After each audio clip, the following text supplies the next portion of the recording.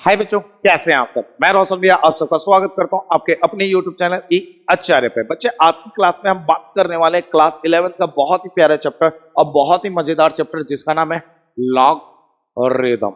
भैया एक सेकंड एक सेकंड एक सेकंड एक सेकंड, क्या लॉगरिदम नाम का कोई चैप्टर है क्लास 11th में? नहीं बच्चे, क्लास 11th की एनसीईआरटी में लॉगरिदम नाम का कोई चैप्टर नहीं।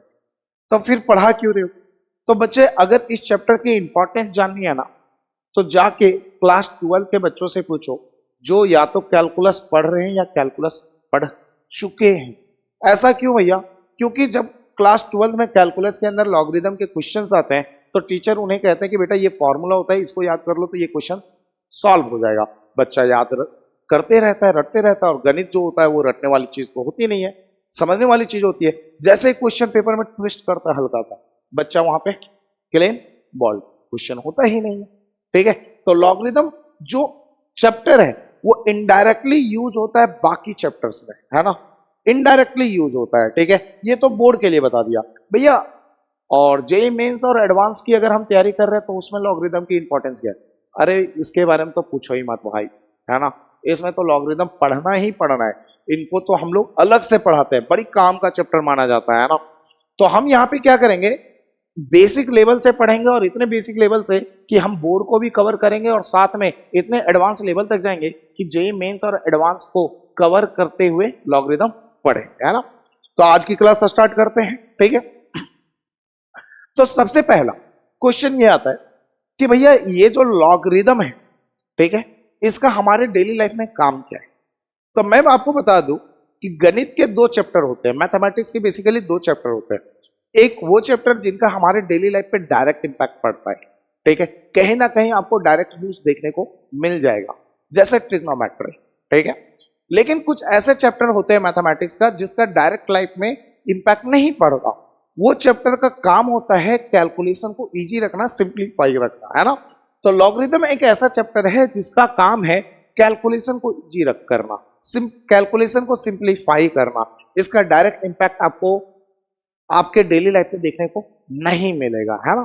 थोड़ा बहुत केमिस्ट्री में यूज होता है, जैसे जब आप पीएच स्केल की बात करते हैं ना, तो वहां पे लॉग का आपको यूज देखने को मिल जाता है, अगर डायरेक्ट लाइफ यूज की बात करें तो। ठीक है ना, नॉर्मली लॉगरिदम जो होता है उसका काम होता है कैलकुलेशन को सिंप्लीफाई करना। ठीक है भैया, ये तो समझ में आ गया कि लॉगरिदम का हमारे डेली लाइफ पे इंपैक्ट क्या है। तो भैया लॉगरिदम आया कैसे? लॉगरिदम कहीं ना कहीं से तो स्टार्ट हुआ होगा, किसी ने किसी ने तो ढूंढा होगा ना, खोजा तो होगा ना लॉगरिदम। हाँ जी, लॉगरिदम को सबसे पहले जिस बंदे ने इंट्रोड्यूस किया था उनका नाम था जॉन नेपियर। जॉन नेपियर ने लॉगरिदम से दुनिया को इंट्रोड्यूस करवाया था 1700 ईस्वी में। और इसके पीछे बड़ी इंटरेस्टिंग कहानी है। कहानी ये है कि मैथमेटिक्स के दो चैप्टर होते हैं, एक वो चैप्टर्स, ठीक है, जिसको मैथमेटिक्स से बहुत प्यार हो और वो इन्वेंट कर जाता है। मतलब ये है कि दुनिया में इतिहास दो टाइप के लोग रचते हैं। एक वो लोग जिसे किसी चीज से बेपनाह मोहब्बत हो, और दूसरे वो लोग जो किसी चीज से बेपनाह नफरत करे, है ना। नफरत करे तो वो उसे बर्बाद करने के लिए लग जाते हैं, उसको तहस नहस करने के लिए लग जाते हैं, और उसी में कुछ नया इन्वेंट कर देते हैं। तो गणित के दो चैप्टर, एक प्रोबेबिलिटी और दूसरा लॉगरिदम, ऐसे लोगों ने डिस्कवर किया है, ऐसे लोगों ने खोजा है जिसको गणित से दूर दूर तक लगाव नहीं था, दूर दूर तक प्यार नहीं था, वो मैथमेटिक्स से बहुत नफरत करते थे। तो जॉन नेपियर जो थे उन्हें कभी गणित पसंद ही नहीं था। क्यों पसंद नहीं था? उसका रीजन था, जॉन नेपियर कहते थे, जॉन नेपियर का मानना था कि यार जब हम काउंटिंग करते हैं, और काउंटिंग करते हैं तो जब हमारा काम एडिशन से चल सकता है तो हम मल्टीप्लीकेशन क्यों करते हैं? हम मल्टीप्लीकेशन क्यों करें? जैसे मान के चलो अगर कोई बोले 12 का टेबल पढ़ो, तो 12 बन जा टेबल, 12 बन जा 12, और 12 टू जा 24। तो 12 बन जा, जब आप 12 कर रहे हो, यहाँ पे मल्टीप्लाई कर रहे हो, और फिर कह रहे हो 12 इंटू 2 24 होता है, तो जॉन नेपियर कहते थे कि हम मल्टीप्लाई क्यों करें भाई, 12, ठीक, अगर 12 टू जा अगर कुछ कोई पूछ रहा है तो हम 12 को दो बार जोड़ देंगे, तभी तो हमारा 24 आएगा। कोई कह, जैसे 12 इंटू 3 कर रहे हैं, तो 12 इंटू 3 कितना होता है? 36। तो जॉन नेपियर का कहना था कि 12 इंटू 3 क्यों करें, हम 12 को 3 बार जोड़ देते हैं, तभी तो 36 आ जाएगा। तो जॉन नेपियर का कहना था कि साला जब हम चीजों को प्लस करके काम चला सकते हैं तो हम मल्टीप्लाई क्यों करते हैं। तो किसी ने उसको समझाया कि मल्टीप्लाई मल्टीप्लाई जो होता है ना वो स्टैंडर्ड वर्जन ऑफ एडिशन होता है। मल्टीप्लाई हमारे लिए ज्यादा आसान होता है compare to addition. John Napier को किसी ने समझाया कि देखो यार, एक फुलवारी है, फुलवारी मतलब गार्डन, एक फुलवारी में एक रो में 6 फूल, दूसरे रो में 6 फूल, तीसरे रो में 6 फूल, चौथे रो में 6 फूल और पांचवें रो में 6 फूल।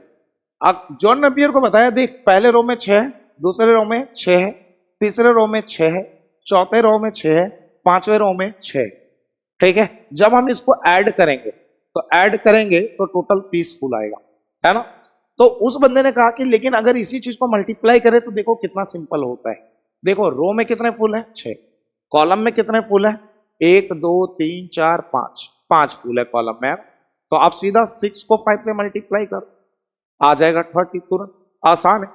तो जॉन नेपियर ढीठ बंदा था, जॉन नेपियर कहता था नहीं सलाम, तो एडिशन ही करेंगे, हम मल्टीप्लिकेशन करेंगे नहीं। फिर उस बंदे ने समझाने की कोशिश कर रहे भाई ऐसे समझना यार, कल फूलों की संख्या बढ़ा दी है फुलवारी में। सोचो रो में 10 लाख फूल है, कॉलम में 20 लाख फूल है, ठीक है। अब मैं पूछूं कितने टोटल फूल, तो जॉन नेपियर ने कहा कि जोड़ लो। अरे भाई जोड़ते जोड़ते तो तेरी आधी जिंदगी निकल जाएगी, है ना। पहले आधी जिंदगी तो तुम काउंट करोगे, अब बची कुची जो जिंदगी है वो मल्टीप्लाई करके टोटल नंबर ऑफ फूल, सॉरी जोड़ करके टोटल नंबर ऑफ फूल निकालने में लग जाएगा। बंदे ने क्या कहा, आधी जिंदगी तो तुम्हारी गिनने में लग जाएगी और बची कुची जो जिंदगी है उसको गिन करके जोड़ने में लग जाएगी, फिर टोटल नंबर ऑफ फूल कब निकालोगे तुम।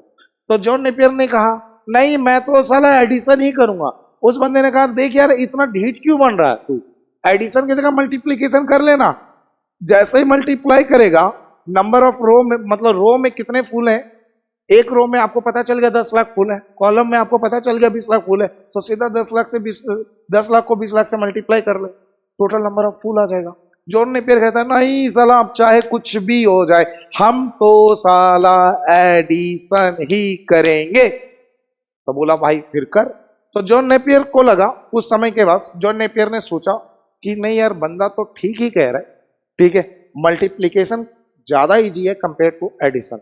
नहीं तो सोचो ना, एक रो में अगर 10 लाख, एक कॉलम में 20 लाख और सबको ऐड करते रहे तो कितना टिपिकल है। तो जॉन नेपियर सोच रहा था कि यार मल्टीप्लीकेशन तो ज्यादा इजी है, तो कैसे करके हम अपने आप को सही करने के लिए, ठीक है, जॉन नेपियर ने कहा कि मल्टीप्लीकेशन तो आसान लग रहा है कंपेयर टू एडिशन। तो जॉन नेपियर ने कहा कि हम अपने आप को सही करना चाहते हैं और उसने खुद को सही करने के लिए, खुद को दुनिया के सामने, अपने दोस्त के सामने प्रूव करने के लिए कि मैं सही हूं, मैं एडिशन से काम चला सकता हूं और एडिशन हम ज्यादा फास्ट कर सकते हैं कंपेयर टू मल्टीप्लीकेशन। इस बात को प्रूव करने के लिए जॉन नेपियर ने एक ट्रिक बनाया, एक टेबल डिस्कवर करी। उस टेबल के थ्रू होता क्या था कि जो मल्टीप्लिकेशन वाली चीजें होती थी वो एडिशन में चेंज हो जाता था, और जो और जो डिवीजन वाली चीज होती थी वो सब्ट्रैक्शन में चेंज हो जाता था। जॉन नेपियर ने क्या किया, जॉन नेपियर ने अपने आप को दुनिया के सामने सही साबित करने के लिए एक ट्रिक बनाया, एक टेबल बनाया। क्या सही साबित करना चाहता था, सही साबित ये करना चाहता था कि हम मल्टीप्लिकेशन के कंपेयर में एडिशन जल्दी फास्ट कर सकते हैं। तो उसने क्या करा कि उसने एक ट्रिक बनाई, एक टेबल बनाया जिसमें वो मल्टीप्लिकेशन को एडिशन में चेंज करता था और डिवीजन को सब्ट्रैक्शन में कर देता था उस ट्रिक के हेल्प से, उस टेबल के हेल्प से। और जब जॉन नेपियर बेचारा चला गया, गुजर गया, तो बाद में दुनिया को पता चला कि जॉन नेपियर ने जो ट्रिक ढूंढा था ना, जो टेबल ढूंढा था ना, वो लॉगरिदम का टेबल था। और ऐसे लॉगरिदम दुनिया के सामने आया। उम्मीद है मेरी बात समझ में आ गई। चलिए अब आगे बात करते हैं। यहां तक अच्छे से समझ में आ गया कि लॉगरिदम का हमारे डेली लाइफ में इंपैक्ट क्या है। दूसरा ये समझ में आ गया कि लॉगरिदम आया कैसे। अब थोड़ी गाड़ी आगे बढ़ाते हैं ना, अब छोटी छोटी बातें कर लेते हैं। सबसे पहले हेडिंग प्लेस करते हैं, लॉग रिदम, है ना। लॉगरिदम में जो मैंने अभी बात बताई उस चीज को पहले पॉइंट बाय पॉइंट लिख लेते हैं। भैया नोट्स बनाना है, हाँ रे नोट्स बनाना है, एक एक चीज को लिखना है, ठीक है ना, क्योंकि जो मैंने समझाया वो आपके दिमाग में कब तक रहेगा, 2-4 दिन 10 दिन, उसके बाद भूल जाओगे। तो जब प्रॉपर नोट्स होगा और जब आप रिवीजन मारोगे तो रिवीजन करते करते ही आप परफेक्ट बनोगे, है ना, और वो चीजें हमेशा दिमाग में रहेगी। तो नोट्स प्रॉपरली बनाओ ताकि उसको रिवीजन कर सको, है ना। तो यहां पे लॉगरिदम में पहला पॉइंट क्या लिखेंगे, this chapter give us rule to simplify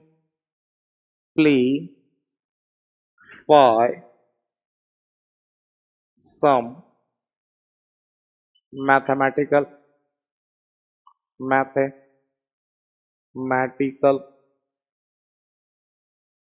calculation. ये चैप्टर क्या करता है, हमें एक रूल देता है जिससे हम मैथमेटिकल कैलकुलेशन को बहुत आसानी से सिंप्लीफाई कर सकते हैं, है ना।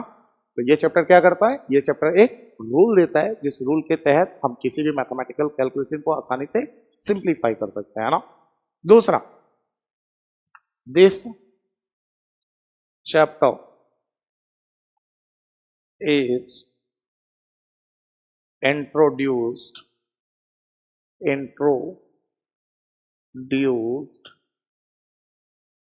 by John Napier। ये चैप्टर किसके द्वारा इंट्रोड्यूस करवाया गया था, जॉन नेपियर। और कब, 1700, है ना, 1700 ईस्वी को, ठीक है। चलो तीसरा, अब भैया लॉगरिदम में हम करते क्या है, तो एनी पॉजिटिव रियल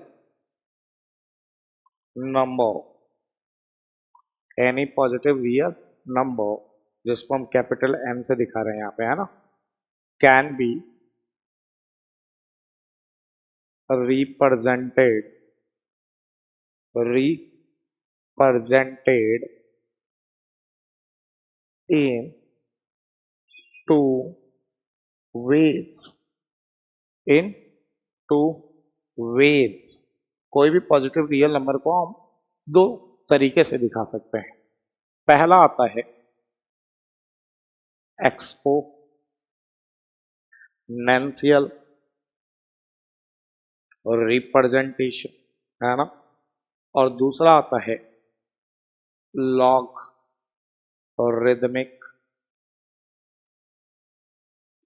रिप्रेजेंटेशन, है ना।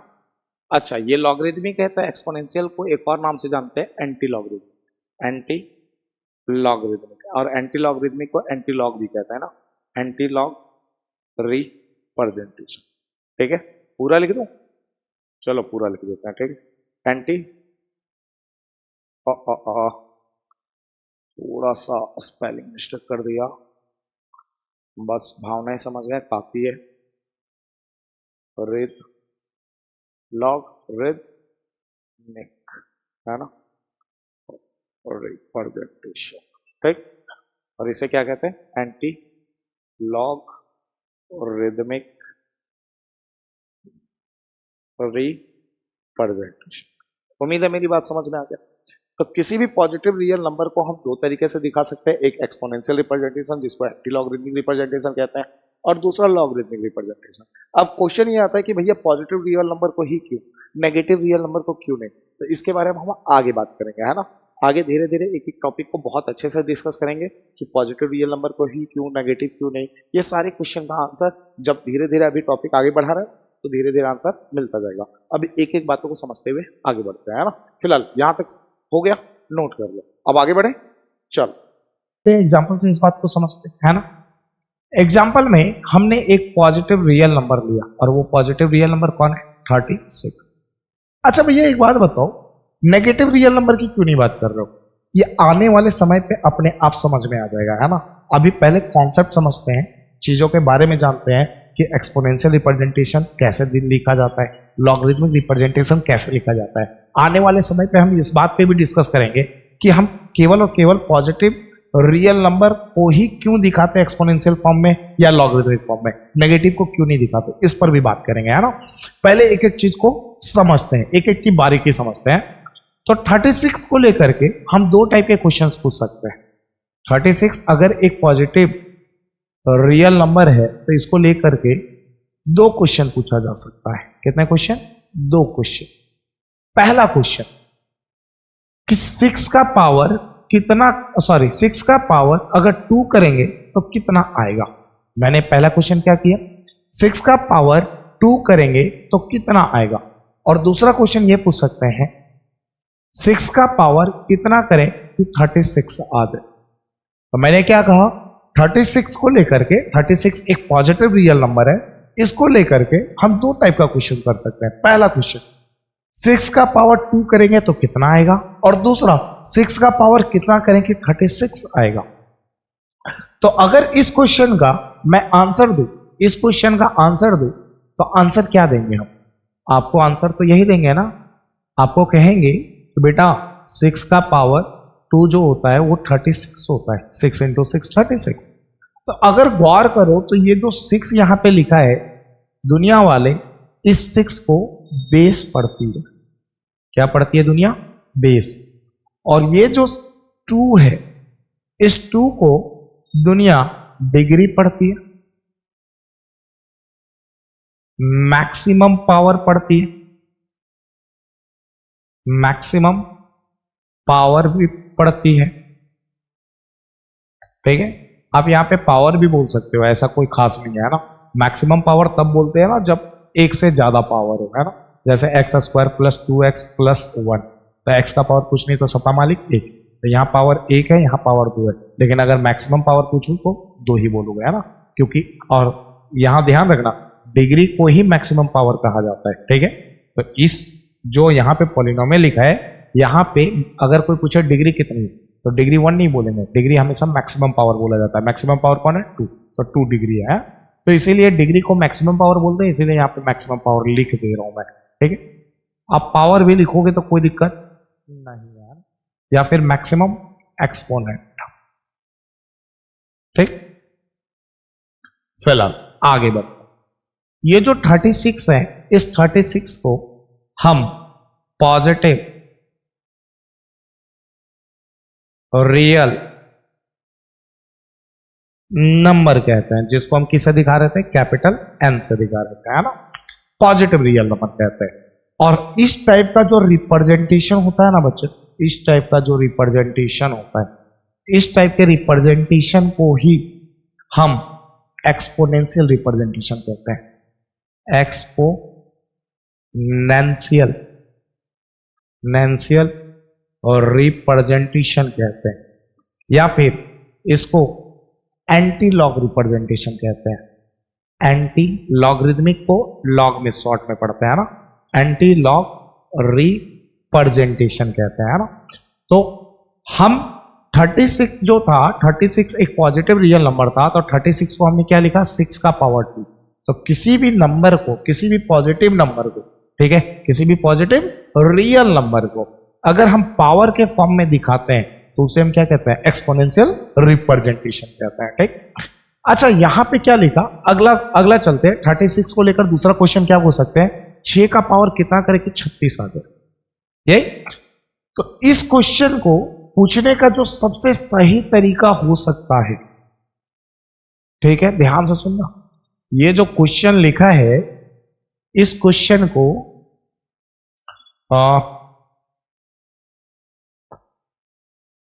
इसे मतलब इस क्वेश्चन को पूछने का सही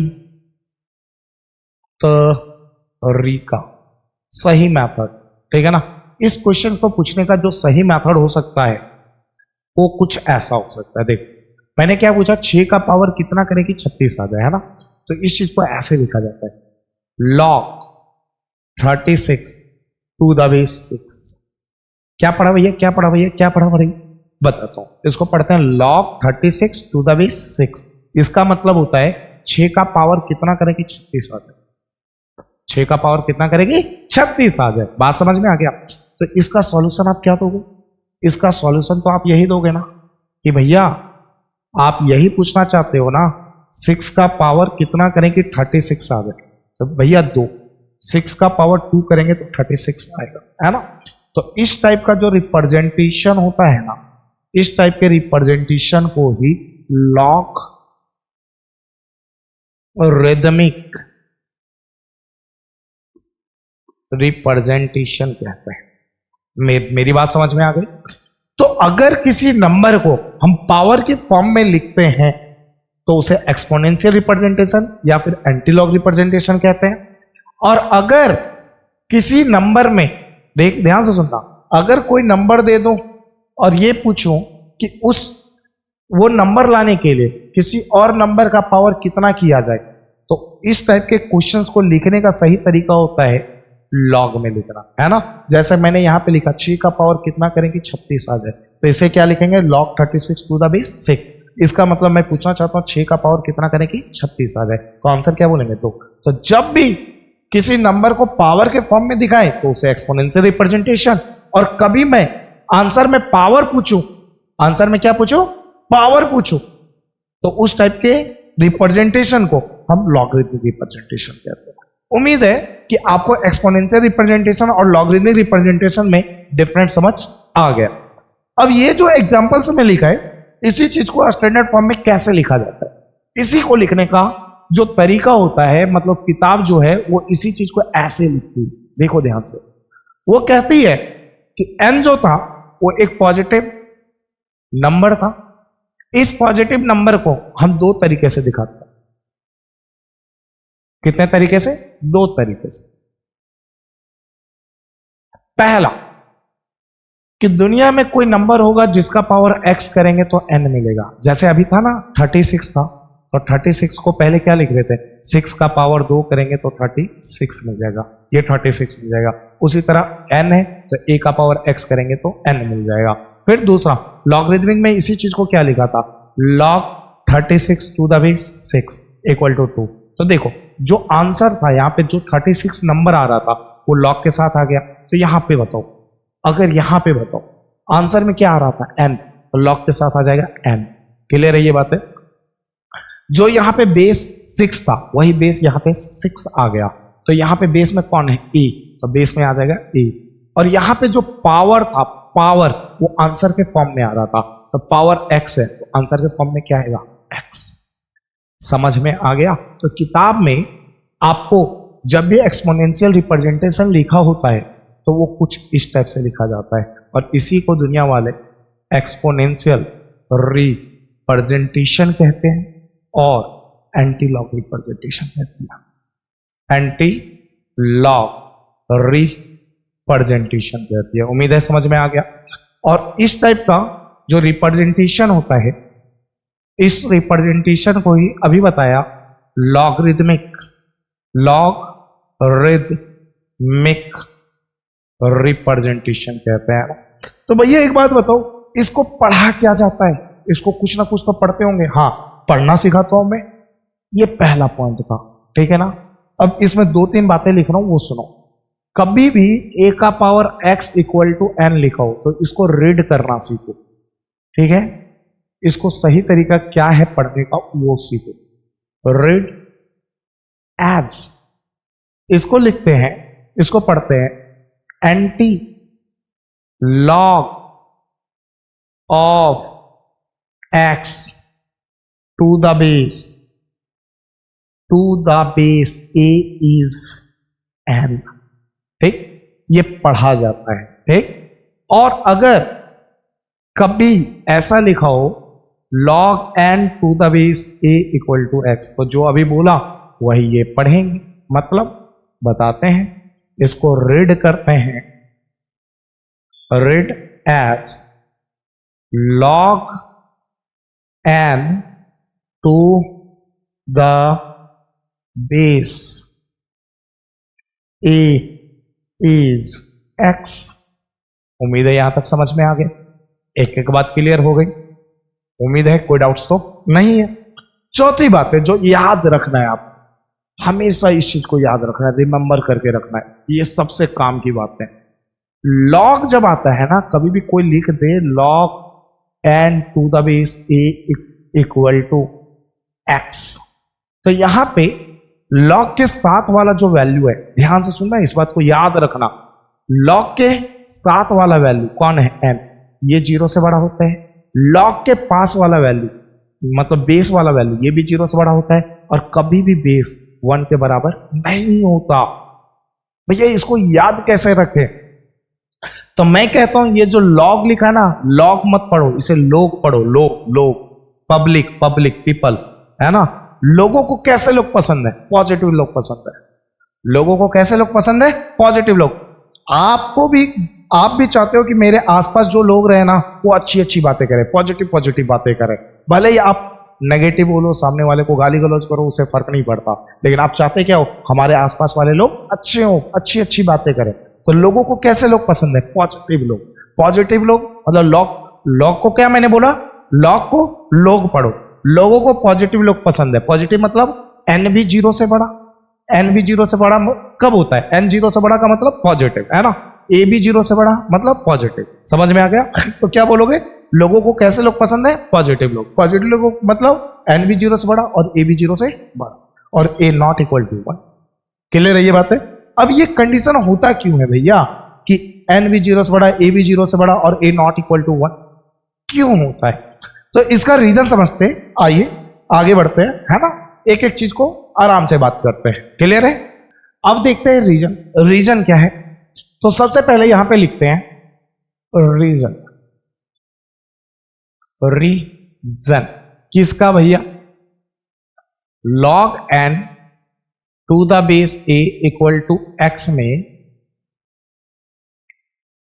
a greater than 0, n greater than 0, और क्या था? And a not equal to 1 होने का, है ना।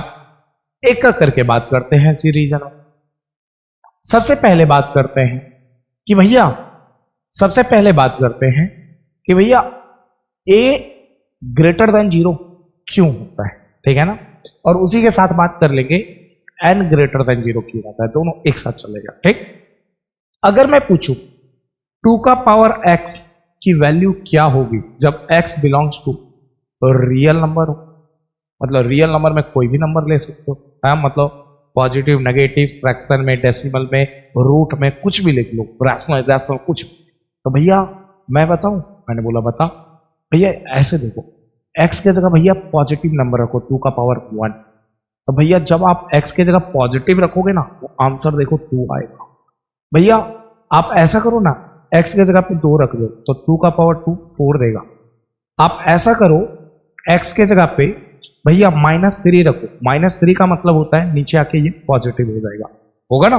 नेगेटिव है, नीचे आके पॉजिटिव, और ये अगर पॉजिटिव होगा तो 2 का पावर 3 1/8 देगा, और अगर 1 को 8 से डिवाइड करेंगे तो ये 0.1, ठीक है, 2 और 5 देगा, ठीक है, ऐसा कुछ देगा।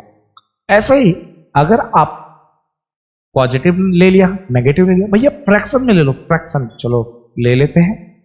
जैसे ही 1/2 फ्रैक्शन में लिया तो ये आंसर कितना देगा? 1/2 का मतलब होता है स्क्वायर रूट, है ना, √2, और √2 की वैल्यू होती है कितना? बोलो बोलो बोलो, कितना? 1.414। क्लियर है ये बात है? ये होती है, ठीक। तो हमने क्या किया, पावर में पॉजिटिव लिया, नेगेटिव लिया, फ्रैक्शन लिया, तो ये सारी वैल्यू आते चली गई। अब इसी के साथ हम यहां पे बेस में कुछ नहीं कर रहे हैं। अब पहले बेस में क्या था? पहले बेस में 2 था, अब 2 के जगह -2 कर रहा है, मतलब बेस पहले पॉजिटिव था, अब बेस को नेगेटिव कर रहा है, और सेम कंडीशन ले रहे हैं, है ना, बाकी चीजें से कि -2 का पावर x कितना होगा जब x belongs to real number हो। क्लियर है ये बातें? तो आप क्या बोलोगे, भैया ऐसा करो ना, जैसे उधर वैल्यू रखा था वैसे ही इधर रखते दो, -2 का पावर 1 रखो x की जगह, रियल नंबर ही लेना ना भैया, तो कुछ भी रख लो, 1 रखो, तो -2 का पावर 1 -2 होगा।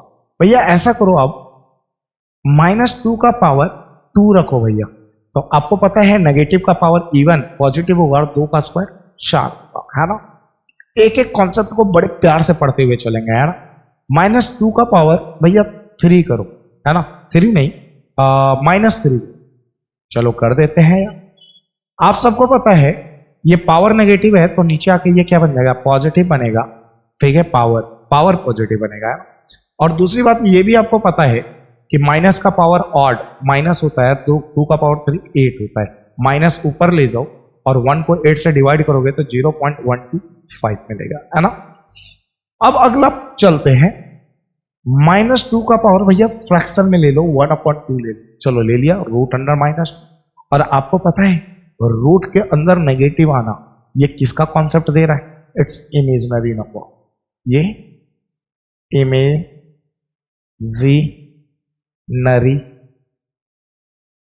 नंबर है। रूट के अंदर अगर नेगेटिव आ जाता है तो इमेजिनरी नंबर कहलाता है, ठीक है भैया। इमेजिनरी नंबर का कॉन्सेप्ट कहां पढ़ते हैं, कॉम्प्लेक्स नंबर के अंदर पढ़ते हैं, है ना। कॉम्प्लेक्स नंबर जब पढ़ेंगे तो वहां इमेजिनरी नंबर के कॉन्सेप्ट पढ़ेंगे आप, ठीक है।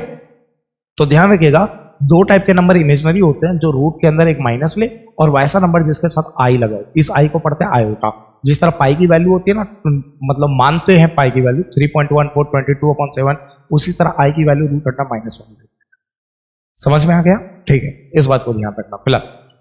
तो ये इमेजिनरी नंबर है। अच्छा एक बात रखो, आपसे मैं एक छोटा सा क्वेश्चन पूछता हूं, आपके 2 टाइप के दोस्त हैं, एक वो दोस्त चाहे आप किसी भी टाइप के मुसीबत में, किसी भी टाइप के प्रॉब्लम में, वो हर बार तुम्हारी हेल्प करता है, ठीक है, हर बार तुम्हारी मदद करता है।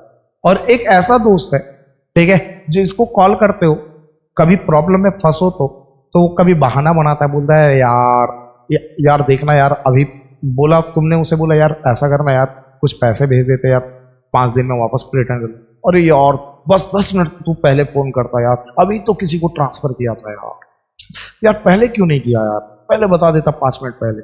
समझ में आ रहा है, ये समय समय पे बहाना बनाता रहता है। तो क्या किस टाइप के दोस्त पे भरोसा करोगे अगर कभी दूसरी बार, मतलब नेक्स्ट बार प्रॉब्लम में फंसोगे? पहले वाले दोस्त पे जो हमेशा एवरग्रीन है, हर प्रॉब्लम में, हर सिचुएशन में तुम्हारे साथ खड़ा है। बात समझ में आई? तो ये वाला देखो, इस नंबर में जब बेस पॉजिटिव होता है तो ये आंसर हमेशा और हमेशा एक जैसा देता है, इसका बिहेवियर हमेशा एक जैसा होता है। कोई भी सिचुएशन हो, पॉजिटिव बेस होने के बाद आप पावर में कुछ भी रख लो, चाहे पॉजिटिव रखो, नेगेटिव रखो, फ्रैक्शन में रखो, आंसर हमेशा ये पॉजिटिव देगा और डिफाइंड देगा। लेकिन जब हम बात करते हैं जैसे ही बेस नेगेटिव ले लिया तो ये छिपकली के जैसा रंग बदल रहा है, छिपकली के जैसा रंग बदल रहा है। जब पावर ऑड में हमने पॉजिटिव लिया तो ये नेगेटिव दिया, जब पावर इवन में पॉजिटिव लिया तो ये पॉजिटिव दिया, जब पावर ऑड में, ठीक है, नेगेटिव लिया तो ये नेगेटिव दिया, और जब पावर फ्रैक्शन में लिया तो ये इमेजिनरी दे दिया। हर बार ये क्या कर रहा है, अपना रंग बदल रहा है। कभी ये डिफाइंड वैल्यू दे रहा है, कभी ये मतलब इमेजिनरी में वैल्यू दे रहा है, कभी रियल और कभी इमेजिनरी। तो जो रंग बदलने वाले लोग होते हैं ना, वैसे लोगों पे हम कभी भरोसा ही नहीं करते भाई, वैसे लोगों पे भरोसा ही नहीं करता है। हम हमेशा कैसे लोगों पे भरोसा करते हैं, जो एक जैसा हो, जो हर एक सिचुएशन में आपके साथ खड़ा हो। इसीलिए हम बेस जो होता है ना, वो हमेशा पॉजिटिव कंसिडर करके चलते हैं, क्योंकि ये हमेशा रियल और डिफाइंड वैल्यू देता है। मेरी बात समझ में आ गई? ये हमेशा कैसा देता है, रियल और डिफाइंड वैल्यू। तो इससे क्या मतलब निकला, इसका मतलब निकला, देखो लॉग को अगर एक्सपोनेंशियल फॉर्म में लिखो तो आप क्या लिखते थे, a का power x equal to n लिखते थे। और मैंने क्या कहा था कि a जो होगा, a यहां से ले लो या यहां से ले लो, a कैसा होगा, पॉजिटिव होगा। मैंने यही कहा था लॉग में a पॉजिटिव होता है, और मैंने बताया था उसका रीजन क्या होता है। रीजन यही होता है कि जब बेस पॉजिटिव होता है, बेस कैसा होता है, पॉजिटिव होता है, तो पावर कुछ भी रख लो, पॉजिटिव रख लो, नेगेटिव रख लो, फ्रैक्शन में रख लो, वो हमेशा रियल और डिफाइंड वैल्यू देता है। इसीलिए हमेशा बेस हम कैसा लेके चलते हैं, पॉजिटिव लेके चलते हैं, बेस पॉजिटिव लेके चलते हैं। बेस पॉजिटिव का मतलब होता है a ग्रेटर देन 0, 0 से बड़ा होगा तभी तो पॉजिटिव होगा। इसलिए लॉग के कंडीशन में हमेशा क्या लिखा जाता है, a ग्रेटर देन 0 लिखा जाता है। समझ में आ गया? दूसरा जो आंसर आ रहा है, आंसर a का पावर x करेंगे तो क्या मिलेगा, n मिलेगा, यही मिलेगा ना। तो 2 का पावर कुछ भी कर लो, जो आंसर है वो n है हमारा, ठीक। तो देखो 2 भी पॉजिटिव, 4 भी पॉजिटिव, ठीक है, ये जो डेसिमल में आया वो भी पॉजिटिव, ये भी जो डेसिमल में आया वो भी पॉजिटिव। पावर कुछ भी कर लो, चाहे पॉजिटिव करो, नेगेटिव करो, फ्रैक्शन में करो, आंसर कैसा आ रहा है, पॉजिटिव आ रहा है। तो जब बेस पॉजिटिव आता है तो आंसर भी कैसा होता है? पॉजिटिव। तो जब बेस पॉजिटिव होता है, बेस कैसा होता है? पॉजिटिव। तो जो आंसर आ रहा है, आंसर क्या आ रहा है? एन, तो एन भी कैसा होगा? पॉजिटिव। उम्मीद है मेरी बात समझ में आ गई भैया, ये दोनों तो समझ में आ गया। लेकिन भैया ए नॉट इक्वल टू 1 क्यों होता है? तो आइए इसकी भी बात कर लेते हैं, ए नॉट इक्वल टू 1 क्यों होता है ना। चलिए आगे बढ़ते हैं जी। Point number 2। अब देखो ए नॉट इक्वल टू 1 क्यों होता है, उसका रीजन देखते हैं। मुझे ये बताओ 1 का पावर 5 करो तो कितना मिलेगा? 1। ठीक। अगर मैं पूछूं 1 का पावर 12 करो तो क्या मिलेगा? 1। फिर मैं पूछूं 1 का पावर 100 करो तब भी क्या मिलेगा? 1। अब इसे लॉग में चेंज करते हैं। जैसे a का power x equal to n था, तो जब हम इसको लॉग में लिख देते हैं तो लॉग में कैसे लिख देते हैं? Log n to the base a equal to x, ये लिख देते हैं। तो जो ये एक्सपोनेंशियल फॉर्म है इसको लॉगरिथमिक फॉर्म में चेंज कर रहे हैं यहाँ पे, है ना। एक्सपोनेंशियल फॉर्म को किस में चेंज कर रहे हैं? लॉगरिथमिक। तो जो ये एक्सपोनेंशियल फॉर्म है इसको भी लॉगरिथमिक फॉर्म में ले जाओ। चलो ले चलता है। तो देखो जो आंसर आता है वो लॉग के साथ जाता है। आंसर कितना आया? 1। इसको लॉग के साथ भेज दिया। ठीक। जो यहां बेस होता है वो यहां भी बेस होता है, तो बेस में कौन है? 1, तो बेस में 1 डाला। और जो पावर होता है वो आंसर होता है। पावर कितना है? 5, तो आंसर हो गया 5। सेम एच यहां पे भी कहानी लिखते हैं, है ना। लॉग आंसर में कितना आया? 1। बेस में कितना है? 1। पावर कितना है? 12। अगला लॉग आंसर कितना आया? 1। बेस में कितना है? 1। और पावर कितना है? 100। गणित कहता है कि भैया आप किसी क्वेश्चन को सॉल्व करने के मेथड अलग अलग यूज कर सकते हो। एक क्वेश्चन सॉल्व करने के एक से ज्यादा मेथड हो सकते हैं, लेकिन हमेशा कोई भी मेथड यूज कर लो, आंसर हमेशा डिफाइंड और फाइनाइट आंसर आएगा। यहां पे हो क्या रहा है? यहां पे अगर देखा जाए log 1 टू द बेस 1 की वैल्यू ही चेंज कर रही है, आंसर ही चेंज कर रहा है। थोड़ा बहुत डिफर करता तो समझ आता है, यहां तो साला बहुत डिफर कर रहा है। log 1 टू द बेस 1 की आंसर 5 है, log 1 टू द बेस 1 का आंसर 12 है, log 1 टू द बेस 1 का आंसर 100 है। भैया इतना डिफरेंस समझ में आ रहा है? तो ये डिफरेंस क्यों हो रहा है? जब हम बेस में क्या लेके चल रहे हैं? ए की वैल्यू क्या लेके चल रहे हैं? अरे ए के जगह ही तो रखा था ना 1, है? तो ए के जगह पे 1 रख के चल रहे हैं। तो इसीलिए ए की वैल्यू हम 1 मानते ही नहीं है, क्योंकि हमें पता है जैसे ए की वैल्यू 1 मानेंगे, ठीक है, एक ही क्वेश्चन के डिफरेंट डिफरेंट आंसर एग्जिस्ट करने लगेंगे। और गणित इस चीज को कभी एक्सेप्ट नहीं करता। गणित सीधा कहता है ना चॉल बे। बात समझ में आ रही है? मतलब ये नहीं चलेगा भैया, एक ही क्वेश्चन का एक से ज्यादा आंसर एग्जिस्ट नहीं करेगा। ये तो मैंने 3 एग्जांपल दिया है, ऐसे तो बहुत हो सकते। मेरी बात समझ में आई? यहां तक क्लियर हो गई? तो क्या लिखेंगे? ठीक, यहां तक समझ में आ गया? यहां लिखेंगे दिस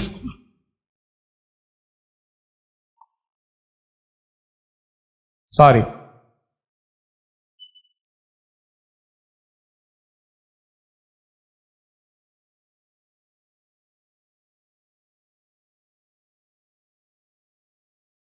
a इक्वल टू 1 लेने पर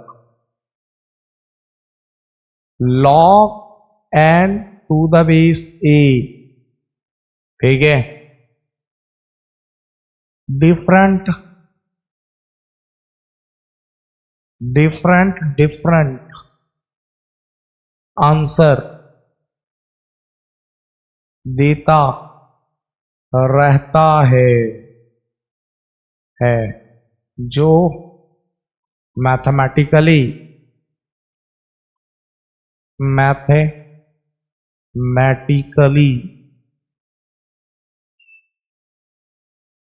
पॉसिबल नहीं है, बिकॉज ऑफ दैट रीजन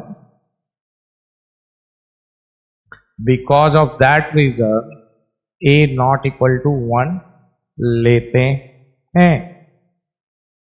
समझ में आ गया? समझ में आ गया? तो यहां पे भी लिखना है क्या? यहां पे भी लिखना है तो क्या लिखेंगे?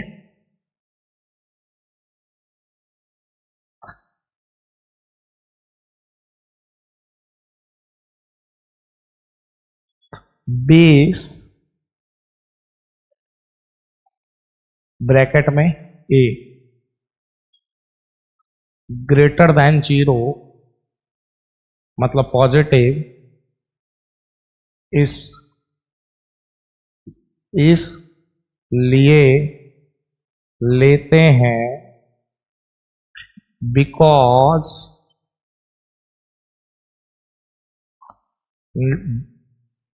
ए इक्वल टू नेगेटिव लेने पर आंसर कभी नॉट डिफाइंड, कभी नॉट डिफाइंड एंड कभी इमेजिनरी।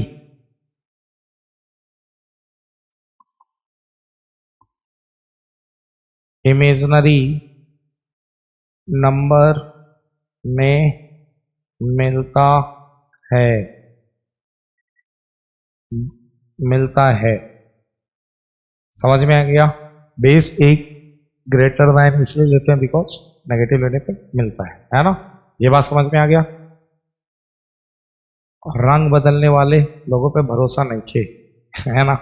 रंग बदलने वाले लोगों पे भरोसा नहीं खे, नहीं खे मतलब नहीं है ना? भरोसा नहीं है, छोड़ो ना, नहीं खे। ठीक, रंग बदलने वाले लोगों पे भरोसा नहीं खे, पहली बात। दूसरा बात भी लिख देता हूं, सेकंड पॉइंट भी लिख देता हूं। सेकंड पॉइंट लिखता हूं, इफ ए ग्रेटर देन 0, अगर a greater than 0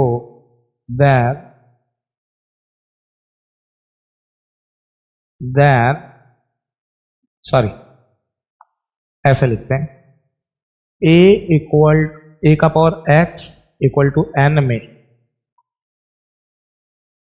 A greater than 0 है तो n ग्रेटर देन 0 अपने आप हो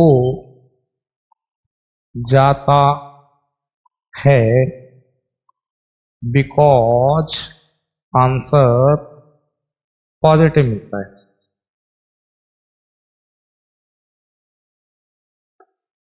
मिलता है, आंसर कैसा मिलता है? पॉजिटिव मिलता है। उम्मीद है अच्छे से समझ में आ गया। आज के बाद ये कंडीशन में दिक्कत नहीं होगी ना कि log n to the base a equal to x में a greater than 0, n greater than 0 और a नॉट इक्वल टू 1 क्यों होता है। और इसी के साथ आपका इस क्वेश्चन का भी आंसर मिल गया कि मैंने कहा था ना कि any positive real number n can be represented in two ways. कोई भी पॉजिटिव रियल नंबर n को दो तरीके से रिप्रेजेंट करते हैं, एक्सपोनेंशियल रिप्रेजेंटेशन और लॉगरिथमिक रिप्रेजेंटेशन। तो मैंने कहा था कि आने वाले टाइम पे हम देखेंगे कि केवल पॉजिटिव नंबर को ही क्यों रिप्रेजेंट करते हैं। क्योंकि क्योंकि क्योंकि भैया पॉजिटिव नंबर को इसलिए रिप्रेजेंट करते हैं क्योंकि जब बेस पॉजिटिव है तो आंसर भी हमेशा कैसा मिलता है? पॉजिटिव मिलता है। बात समझ में आ गया? इसलिए पॉजिटिव नंबर को ही रिप्रेजेंट किया जाता है, बेस तो नेगेटिव ले नहीं सकते।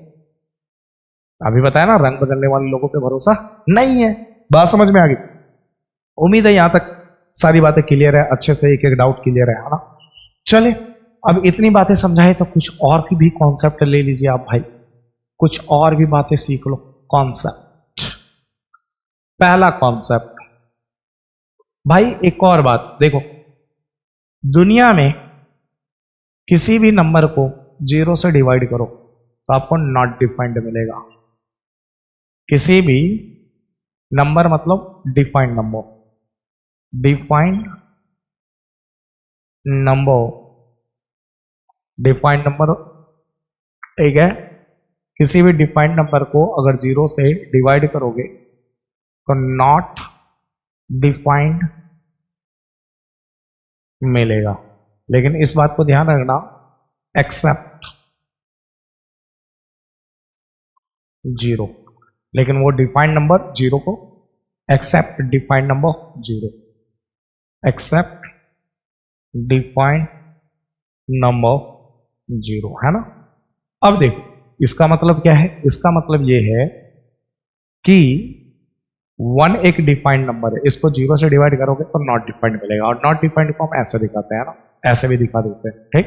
दूसरा 2 एक डिफाइंड नंबर है, इसको 0 से डिवाइड करोगे तो नॉट डिफाइंड मिलेगा। क्लियर है ये बात है, ठीक, इस बात को ध्यान रखना। तीसरा, अच्छा भैया -2 को अगर -2 को डिवाइड किया तो 0 से, तो माइनस का माइनस और 2 को 0 से डिवाइड किया तो नॉट डिफाइंड। अच्छा एक और बात आपने यहां बोला कि डिफाइंड नंबर को 0 से डिवाइड करेंगे नॉट डिफाइंड मिलेगा, एक्सेप्ट डिफाइंड नंबर 0। क्यों? अगर डिफाइंड नंबर ऊपर 0 हो जाएगा और नीचे भी 0 है, ठीक है, और ये 0 कौन सा होता है, अप्रॉक्स 0, ठीक है, ध्यान से सुनना। चलो इसके कॉन्सेप्ट बाद में समझेंगे, है ना, बस अभी इतना ही समझ लो, क्योंकि अभी आपको अप्रॉक्स 0, एग्जैक्ट 0, इसके बीच में डिफरेंस सिखाना पड़ेगा, ठीक, और वो लिमिट का पार्ट है, तो वो लिमिट में पढ़ लेंगे हम लोग, ठीक है ना। तो अभी इतना ही ध्यान रखो कि डिफाइंड नंबर को अगर 0 से डिवाइड करेंगे तो नॉट डिफाइंड मिलेगा, एक्सेप्ट डिफाइंड नंबर 0, ठीक है।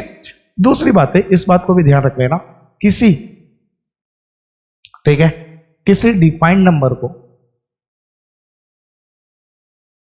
डिफाइंड नंबर को इंफिनिटी से डिवाइड करेंगे, ठीक है, तो 0 मिलेगा। एग्जाम्पल के तौर पे सेम कंडीशन, ठीक है, वैसा ही चलेगा, जैसे सेम कंडीशन देखो, डिफाइंड नंबर जैसा 2 है, 2 को 0 से डिवाइड करो तो नॉट डिफाइंड मिलेगा, ठीक है। Sorry sorry sorry sorry sorry 2 को इन्फिनिटी से मतलब नॉट डिफाइंड से डिवाइड करो तो 0 मिलेगा। अच्छा एक और बात है, -2 को नॉट डिफाइंड से डिवाइड करो तो 0 मिलेगा। क्लियर है ये बात है, इस बात को ध्यान रखना, ठीक। तीसरी बात है जो आपको डिवाइड ध्यान रखनी है ना, तीसरी बात है ध्यान रखना है, 1 का पावर नॉट डिफाइंड, ठीक, 1 का पावर नॉट डिफाइंड 1 होता है, ठीक। ये कौन सा 1 है, इस बात को यहां पे पूरे अच्छे से लिख देता हूं, एग्जैक्ट 1 का पावर नॉट डिफाइंड 1 होता है ना। एग्जैक्ट 1 मतलब कोई भी उसमें कमी नहीं, ऊपर नीचे कुछ नहीं है ना। लेकिन अगर अप्रॉक्स 1 लिखें, अप्रॉक्स 1 का पावर नॉट डिफाइंड लिखें तो इसका इनडिटर्मिनेट मिलेगा। इनडिटर्मिनेट का मतलब होता है अभी तक इसकी वैल्यू फाइंड नहीं की गई है ना। अगर आप फाइंड कर लो, अगर आप फाइंड कर लो तो मलाला के बाद अगला नॉबल पुरस्कार आपके नाम, है ना, ठीक है। अब सुनो, अप्रॉक्स 1 का पावर नॉट डिफाइंड इनडिटर्मिनेट मिलेगा। एग्जांपल के तौर पे जैसे 0 पॉइंट, देखो ध्यान से, 9999 dot dot dot dot dot 9 और इसका पावर नॉट डिफाइंड है, तो ये 0.999 जो चल रहा है वो अप्रॉक्स 1 ही तो है, 1 के बहुत क्लोज है। अरे याद करो ना, 2.999 होता था तो हम इसको लिख देते थे 3 और ब्रैकेट में लिखते थे अप्रॉक्स, कहते थे 3 के आसपास है, मतलब अप्रॉक्स 3 है ना।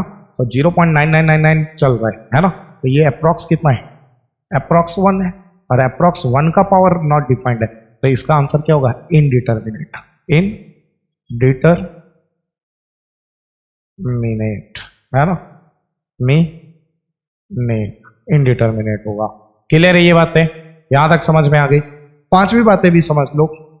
पांचवी बातें ये है, अगर अगर अगर अगर बेस 1 से बड़ा हुआ, अब इस चीज को ऐसे लिख देता हूं ना, a का पावर नॉट डिफाइंड, इसके 3 आंसर। पहला नॉट डिफाइंड तब जब a ग्रेटर देन 1, ठीक। दूसरा 1 जब a इक्वल टू 1 हो, और तीसरा 0 जब a लेस देन 0। मतलब क्या है, मतलब समझता हूं, देखो बेस अगर 1 से बड़ा है, बेस अगर 1 से बड़ा है और उसका पावर नॉट डिफाइंड है तो आंसर नॉट डिफाइंड मिलेगा। जैसे एग्जांपल के तौर पे 2 का पावर 1 कितना होता है बच्चे, 2 होता है, ठीक। अच्छा 2 का पावर 2 कितना होता है बच्चे, 4 होता है ना। 2 का पावर 3 कितना होता है बच्चे, 2 का पावर 3 भैया 8 होता है।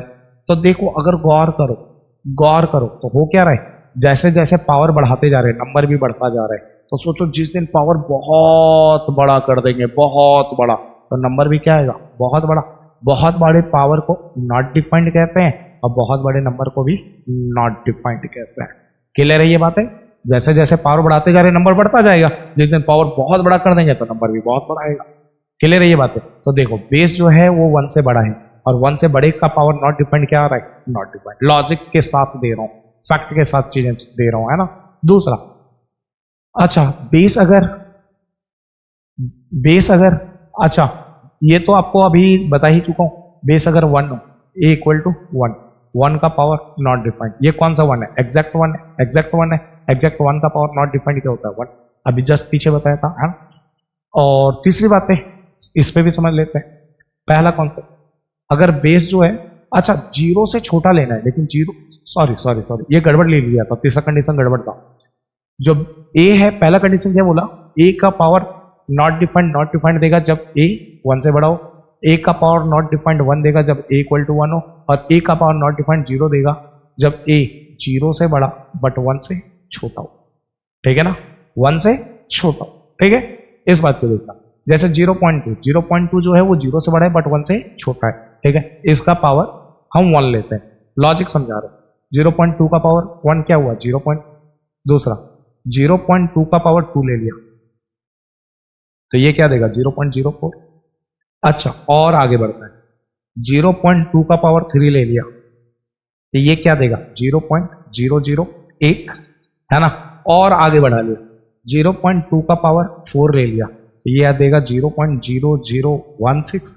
तो देखो जैसे जैसे पावर बढ़ाते जा रहे हैं तो नंबर छोटा होता जा रहा है। ये नंबर 0.2 ज्यादा बड़ा होता है कंपेयर टू 0.04 और 0.04 ज्यादा बड़ा होता है 0.008 से। तो जैसे जैसे पावर बढ़ाते जा रहे हैं नंबर कैसा होता जा रहा है, छोटा होता जा रहा है। और जिस दिन पावर बहुत बड़ा कर देंगे, बहुत बड़े पावर को नॉट डिफाइंड कहते हैं, तो नंबर जो है वो बहुत छोटा आएगा। और बहुत छोटा नंबर किसके नजदीक आएगा, 0 के, क्योंकि सारे नंबर देखो 0.2 0 के नजदीक है, 0.04 0 के और नजदीक है, 0.008 और नजदीक है 0 के, 0.006 0.0016 और नजदीक है 0 के। तो जिस दिन देखो क्या हो रहा है, पावर जैसे जैसे बढ़ाते जा रहे हैं वैसे ये 0 के नजदीक पहुंचता जा रहा है। तो पावर जिस दिन बहुत बड़ा कर देंगे तो ये 0 के बहुत नजदीक होगा। 0 के बहुत नजदीक मतलब अप्रॉक्स 0 होगा। क्लियर है ये बात है? फिर से सुनो, पावर जब बढ़ाते जा रहे हैं तो नंबर जो होता है वो छोटा होता जा रहा है और 0 के नजदीक पहुंचता जा रहा है। तो पावर जिस दिन बहुत बड़ा कर देंगे तो ये 0 के बहुत नजदीक होगा। बहुत नजदीक मतलब अप्रॉक्स 0 होगा। मेरी बात समझ में आ गया? इस चीज को ध्यान रखिएगा जी। अच्छा छठा नंबर बात नहीं, अब कुछ क्वेश्चन ले लेते हैं। ठीक है, जैसे 10 का पावर, ठीक है 10 का पावर छोड़ो, अब मुझे ये बताओ 5 का पावर नॉट डिफाइंड, आंसर क्या देगा, जल्दी बताओ। 5 का पावर नॉट डिफाइंड क्या देगा, नॉट डिफाइंड, क्योंकि बेस जो है वो बड़ा है किससे, 1 से, है ना। अब बताओ 0.3 का पावर नॉट डिफाइंड, आंसर क्या देगा, ये 0 देगा। बेस जो है वो 1 से छोटा है बट 0 से बड़ा है, और 1 0 से बड़ा और 1 से छोटा अगर बेस हो और उसका पावर नॉट डिफाइंड हो तो आंसर 0 मिलता है।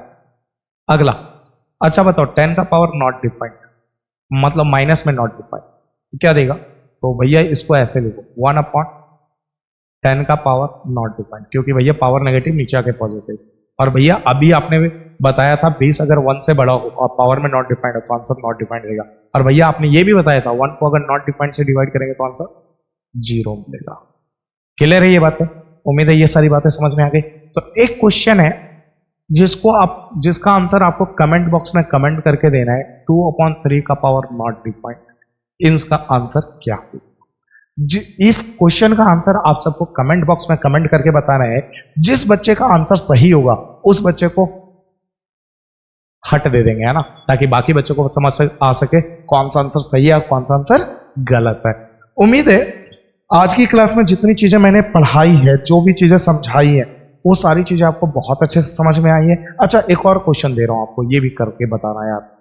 -2 का पावर नॉट डिफाइंड अगर ना आए ना तो कमेंट बॉक्स में कमेंट करके बता देना, मैं इसके लिए अलग से सेपरेट शॉर्ट्स वीडियो बना दूंगा जिसमें आप ये दोनों क्वेश्चन का आंसर देख लेना। ठीक है, लेकिन जरूर कमेंट बॉक्स में कमेंट करके बताना, आंसर सही होगा तब, और ना आए तो मुझे बता देना, इस पे पर्टिकुलर वीडियो बना दो, ठीक है।